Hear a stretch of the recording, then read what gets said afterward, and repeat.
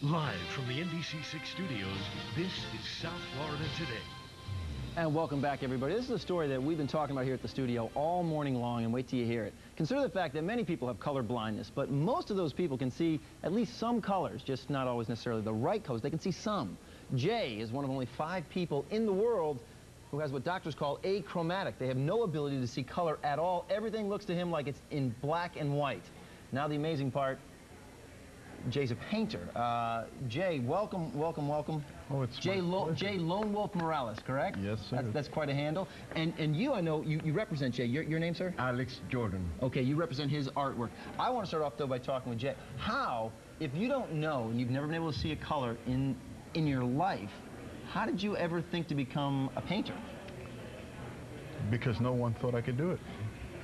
As a child, I was teased. As you can see from the color of my eyes, everybody said I had cat's eyes, but I look like a dog. I see like a dog. And all I ever did was cry as a youth. And I decided, now how do I get even with these folks, because I'm a pacifist. Well, you know what, maybe I'll step back here a little bit, because we can get some pictures of the paintings here. Actually, guys, why don't you step this way? They're going to get the remote camera in there. And you can tell us a little bit of what we're looking at. If you look at that monitor there, you'll see what's going across on TV. Jay, how do you know where to put what color if it all looks like a shade of gray?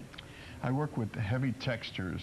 I place candles next to the work on either side. I reflect off the reflections, and the reflections reflect different contours of gray. Talk to me about this painting we see right here, because this is the one that's got a connection with the Smithsonian, is that correct? Yes, the Smithsonian asked me for this painting. This particular painting is called The Summit of Reality. It's based on a gentleman in Cuba I saw crying on top of a rock. He was a very powerful gentleman. I didn't want to ask him, but I was compelled to tap him on the shoulder and ask him, well, what's wrong? Well, he says he got out of Cuba, but his daughter didn't. I left that day, went home. I remember his pain. I did not want to paint him as he is, so I painted him inside out with all the pain and glory and metaphysical feelings that go with it. Will this painting hang at the Smithsonian? I believe it will. I believe it will. Jay, do you paint with more joy in your heart or pain? I paint with both joy and ecstasy, and I find ecstasy in the pain because it gives me this feel that seldom other artists get, because I deal simply with pain. They deal with colors, I deal with pain. I translate this pain through my hands, through my soul, onto canvas, and others remind me and can feel what I have been feeling, and I'm gratified for it. Jay, I read the release on you, and it talks about how you do not allow anyone into your studio while you're painting. No, the reason is because I cry. I whimper like a baby when I paint, because I cry because I cannot see what I'm doing, and I'm haphazardly throwing my hand liberally around and trying to create what I call my children. And I've been successful at it thus far because I refuse to allow adversity to tame me. Wow. This is such a cool story. If we can, Riz, if you can make sort of a pan over this way, I just want to show everybody what my friend Jay is wearing, because Jay, I happen to notice you're all dressed in white, and then maybe with black sandals, but tones of black and white. Do you dress colorfully, or is this really your sort of your clothing palette? Comfort zone for me, because if I allow people to pick my colors, someone picked for me a pink shirt, gray pants, purple tie, and it was a joke. And it was a joke on them because I really couldn't see what was going on, and nor did I care. I'm an artist. What about portraits? Do you paint portraits of people?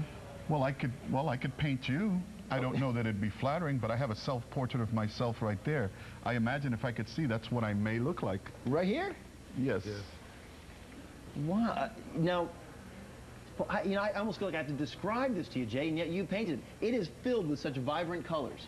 Okay, you talked to me about how you choose your colors by texture. Are you actually feeling them with your hands, or how they feel on the brush? I'm feeling them with my hand and the fluidity of movement, because some colors are thicker than others. But more importantly, I'm getting into it in a more metaphysical sense. Unlike others, I try to become what I paint. Wow, and is this something like that you've met other people? Have you ever met any of the other 5? They say there's only 5 people in the world with this disorder. I've met one who's from South America. He emails me from time to time, and he's having a hard time at it also. And I tell him, just hang in there, because Adversity is the best thing in the world because enthusiasm's propelling force that motivates all endeavors. Let's just go for it. There's no such thing as a handicap. Do you have any idea what any of those other people do for a living? No, I understand one is in the military and he's an excellent at spotting people from a distance, although I do not see myself spotting you from a distance unless you're a subject matter I would like to paint.